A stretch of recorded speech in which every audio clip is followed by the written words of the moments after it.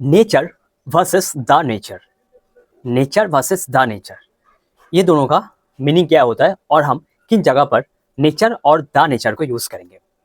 Nature का मतलब हम क्या समझते हैं? नेचर का मतलब होता है, दो तरीकों से हम नेचर को डिफाइन करते हैं। एक होता है जब हम एनवायरनमेंट की बात करते हैं, नेचर की बात करते हैं, मतलब जो माउंटेन्स होता है, फॉरेस्ट होता है, वो होता है नेचर, एक तरह का नेचर। और एक नेचर होता है जब हम किसी इंसान का, उनके कैरेक्टर, क्वालिटीज, एसेंस की बात कर रहे हैं, वो होता है एक तरह का नेचर। तो नेचर दो तरह का होता है।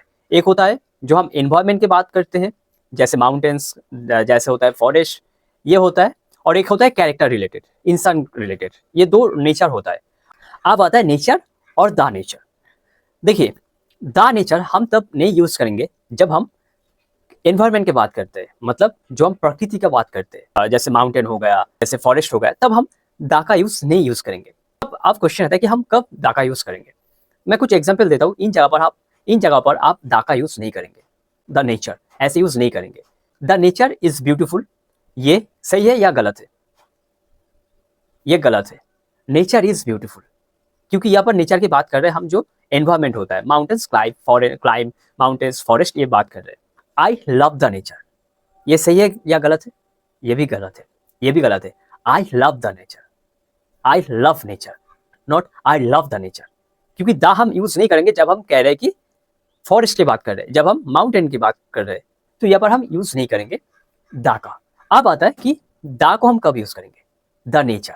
द का यूज हम तब करेंगे जब हम बात कर रहे हैं किसी इंसान का, उनके कैरेक्टर, उनके क्वालिटीज, उनके एसेंस के बारे में। कुछ एग्जाम्पल देखते हैं।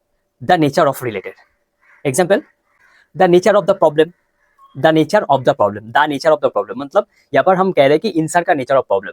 The nature of his behaviour, उनके बिहेवियर, द यूज कर रहे हैं नेचर। और आता है the nature of reality, the nature of reality. तो ये जो द है, द नेचर ऑफ, ये हम तब यूज करेंगे जब हम कह रहे हैं किसी इंसान के स्पेसिफिक कैरेक्टर, उनके बिहेवियर, उनके क्वालिटीज, तब हम यूज करेंगे द नेचर। नेचर हम तब यूज करेंगे, सिर्फ नेचर हम तब यूज करेंगे जब हम कह रहे हैं कि environment related, nature related, mountains, forest. और ये जो नेचर है, द नेचर, हम तब यूज करेंगे जब हम किसी इंसान के कैरेक्टर, उनके क्वालिटीज, उनके एसेंस की बात कर रहे हैं। तो ये हो गया नेचर वर्सेस द नेचर का डिफरेंस।